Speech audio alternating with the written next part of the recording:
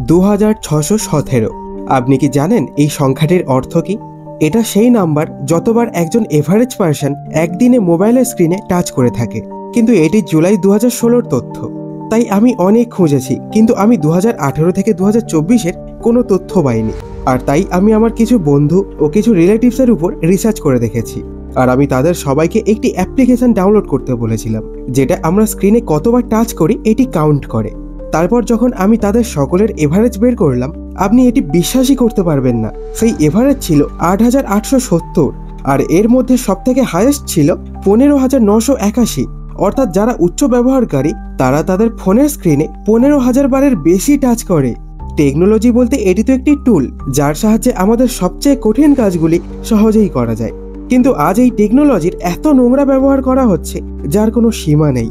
Technology problem ততদিন ছিল না যতদিন পর্যন্ত স্মার্টফোন আসেনি। ফোন দিন দিন স্মার্ট হচ্ছে আর মানুষ দিন দিন বোকা। আমি ক্ষমা চাইছি যদি এই কথা কারোর খারাপ লাগে তো, কিন্তু এই কথা একদম সত্য। এই ভিডিওতে আমি আপনাদের সাথে এমন কিছু তথ্য শেয়ার করব যেটা শোনার পর আপনার বিবেক কান্না করবে।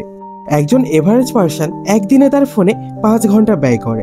আপনি যদি ভাগ্যবান হন এবং আরও 50 বছর বেঁচে থাকেন এবং আপনি যদি এইভাবে ফোন ব্যবহার করতে থাকেন, তাহলে আপনি আপনার পুরো জীবনে 10 বছর এবং 4 মাস শুধুমাত্র আপনার ফোনেই কাটিয়ে দেবেন। স্টিভ জবস আইফোন এনে বিশ্বকে পুরো নাড়িয়ে দিয়েছেন। 1 বিলিয়নেরও বেশি আইফোন বিক্রি হয়েছে, কিন্তু তিনি কখনোই তার সন্তানকে ফোন ব্যবহার করতে দেননি। ফেসবুকের সিইও মার্ক জুকারবার্গ সারাদিন ফেসবুকে সময় কাটান না, কারণ তিনিও এটা জানেন যে এটি একেবারেই বাজে জিনিস। তিনি এই কাজে নিয়োজিত আছেন এই জন্য যে কিভাবে আমরা এই জিনিসটিকে আরো আকর্ষণীয় করে তুলতে পারি, যাতে লোকেরা এই অ্যাপ্লিকেশনগুলিতে সর্বাধিক সময় ব্যয় করতে পারে। 95% স্মার্টফোন ব্যবহারকারী ঘুমানোর আগে তাদের ফোন ব্যবহার করেন। এই পৃথিবীতে অনেক ধরনের আসক্তি আছে। কারো ফেসবুকে নেশা, কারো হোয়াটসঅ্যাপে, কারো ইনস্টাগ্রামের নেশা, কারো ইউটিউবের নেশা, আবার কেউ কেউ পুরোপুরি স্মার্টফোনে আসক্ত। কারো সিগারেটের নেশা, তো আবার কারোর মদের নেশা। আর সিগারেট তো শুধু আপনার ফুসফুসই খারাপ করবে, কিন্তু স্মার্টফোন আপনার পুরো জীবনটাই। আগে আমরা ব্রিটিশদের কৃতদাস ছিলাম, কিন্তু আজ নোটিফিকেশন আসেনি তবুও আমরা তাকে স্যালিউট জানাই। অর্থাৎ আমাদের জীবনের সবচেয়ে গুরুত্বপূর্ণ কাজও যদি চলতে থাকে না, তাহলে লোকেরা তাদের সবচেয়ে গুরুত্বপূর্ণ কাজ ছেড়ে দিয়ে সেই নোটিফিকেশনটি পিক করে নেয়, এবং এমনকি আমরা জানি না যে সেই নোটিফিকেশনটি কিছু কাজে লাগবে কিনা। 95%-এর বেশি লোক কাজের মধ্যেও যদি কোনো নোটিফিকেশন আসে তাহলে সেটাকেই পিক করে নেয়। হতে পারে আপনিও তাদের একজন।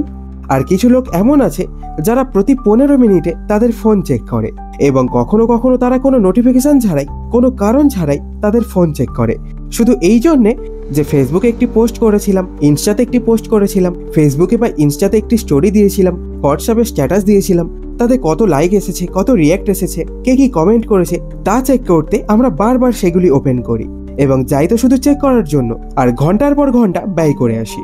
লোকজন ফটো এডিট করে সেই ফটোগুলিকে এত ক্রিয়েটিভ, এত অ্যাট্রাকটিভ করে তোলে, অর্থাৎ রিয়েলিটি থেকে একদম আলাদা। তারপর তারা সেই ফটোগুলিকে ফেসবুক, ইনস্টাগ্রাম বা অন্য কোনো সোশ্যাল মিডিয়াতে আপলোড করে দেয় এবং দেখায় যে আমরা কতটা ভালো এবং আপনি কতটা খারাপ। সোশ্যাল মিডিয়াতে 99% ফেক হয়। সেগুলিকে এডিট করে সেগুলিকে বেস্ট বানিয়ে জনগণকে দেখানো হচ্ছে। কোনো মানুষ তার রিয়েলিটি দেখাবে না। আপনি যদি বিহাইন্ড দ্য সিন দেখেন, তবে প্রায় প্রতিটি মানুষের জীবনে দুঃখ ভরে ভরে পড়ে আছে। প্রতিটি মানুষ কষ্টের সাথে, সমস্যার সাথে লড়াই করছে। সবাই কাঁদছে, আর আমরা কাঁদছি তাদের ফটোগুলির সাথে নিজেকে তুলনা করে। এই ফেক দুনিয়াতে যত বেশি প্রবেশ করবেন, তত বেশি আপনি নিজেকে হাইড করবেন। আর এই যে ফটো এডিট করা, আপলোড করা, প্রতিদিন একটি কাজ করা, আমরা সবাই কার জন্য এত কিছু করি? সেই মানুষদের জন্য যাদেরকে আমরা সঠিকভাবে জানিই না, চিনিই না। সোশ্যাল মিডিয়া ব্যবহার করার সময় যখন একজন ব্যক্তি আমাদের থেকে খারাপ দেখায়, তখন আমরা কম্পেয়ার করে নিজেকে ভালো মনে করি, এবং যখন একজন ব্যক্তি আমাদের চেয়ে ভালো দেখায়, তখন আমরা তার সাথে তুলনা করে নিজেকেই খারাপ বানিয়ে ফেলি। দেখুন, না তো আপনি কারোর চেয়ে ভালো, আর না তো আপনি কারোর চেয়ে খারাপ। আপনি যাই হন না কেন, আপনি খুব ভালো। যে ব্যক্তি এই রিয়েলিটিকে মেনে নেবে, সে এই ফালতু ডিপ্রেশন ও উদ্বেগের মধ্যে পড়বেই না। মানুষ সেই সমস্যাগুলোকে এমন সমস্যা হিসেবে মেনে নিচ্ছে যা অ্যাকচুয়ালি কোনো সমস্যাই নয়, আর যা অ্যাকচুয়ালি প্রবলেমস, সেগুলো নিয়ে কেউ চিন্তা করে না। কেন? কারণ এই ইউজলেস সমস্যাগুলো থেকে তারা বের হতে পারছে না। একটি গবেষণায় দেখা গেছে যে সোশ্যাল মিডিয়া কম্প্যারিজন, অর্থাৎ এই তুলনার অনুভূতি বাড়িয়ে তুলছে। এই তুলনা আমাদের সেলফ কনফিডেন্স, অর্থাৎ আত্মবিশ্বাসকে কমিয়ে দিচ্ছে। দেখুন, এই পৃথিবীতে সব ধরনের মানুষ বাস করে। আমরা একটি তলোয়ারের সাথে একটি সুইয়ের তুলনা করতে পারি না, কারণ সুইটির নিজস্ব একটি নির্দিষ্ট কাজ রয়েছে যা তলোয়ারটি করতে পারে না, এবং তলোয়ারের একটি নিজস্ব বিশেষ কাজ রয়েছে যা সুই করতে পারে না। তাই আমরা তলোয়ারের সাথে সূচের তুলনা করে সূচকে ভালো বা খারাপ বিবেচনা করতে পারি না। এই ফেক জিনিসকে রিয়েলিটির সঙ্গে তুলনা করবেন না। যা কিছু দেখানো হচ্ছে তা সব ফেক, এবং যার সাথে আমরা তুলনা করছি তা হলো রিয়েলিটি। সোশ্যাল মিডিয়ার মাধ্যমে মানুষ অন্যের জীবন পাগলের মতো খুঁজে খুঁজে বের করে, কিন্তু তাদের নিজেদের জীবনের কোনো খোঁজ খবর নেই যে আমাদের জীবনে কি ঘটছে। অস্ট্রেলিয়ায় একটি গবেষণা করা হয়েছিল, এবং সেই গবেষণায় দেখা গেছে যে 10 জনের মধ্যে 9 জনের উদ্বেগ হতে শুরু করে যখন তাদের ফোনের ব্যাটারি প্রায় শেষ হয়ে যেতে থাকে। একদিনে 70,000 চিন্তা আমাদের মনে আসে, এবং এইটি তার উপর বেস্ট যে আমরা কি দেখছি, আমরা কি শুনি এবং কি পড়ি। আর আজ আমরা কি দেখছি? আমরা যেমন দেখব, আমরা যেমন শুনবো, তেমনই আমাদের চিন্তা ভাবনা হবে, আর যেমন আমাদের চিন্তা ভাবনা হবে আমরা তেমনই করব, এবং আমরা যেমন করব তেমনই তৈরি হব। মোবাইল কোম্পানিগুলি সবসময় এটা করতে লেগে থাকে যে আমরা কিভাবে আমাদের অ্যাপ্লিকেশনটিকে আরো বেশি আকর্ষণীয় করে তুলতে পারি, যাতে লোকেরা এটিতে আরো বেশি সময় ব্যয় করতে সক্ষম হয়। এবং মোবাইল অ্যাপ্লিকেশনটি ঠিক এমনভাবে ডিজাইন করা হয় যাতে আমরা আরো বেশি সেই অ্যাপে লেগে থাকি। আপনি জেনে অবাক হবেন যে ভারতের হোয়াটসঅ্যাপ ইউজার্স হলো 853 মিলিয়ন, যা সারা বিশ্বে হাইয়েস্ট। এবং দ্বিতীয় নম্বরে যে কান্ট্রি রয়েছে সেটি হলো ব্রাজিল, অর্থাৎ প্রথম ভারত যার 853 মিলিয়ন ব্যবহারকারী রয়েছে, আর সেকেন্ড হলো ব্রাজিল 108 মিলিয়ন ইউজার্স। তাহলে আপনি দেখতে পাচ্ছেন কোথায় 853 আর কোথায় 108 মিলিয়ন। এবং ইন্ডিয়াতে 378 মিলিয়ন ফেসবুক ইউজার্স।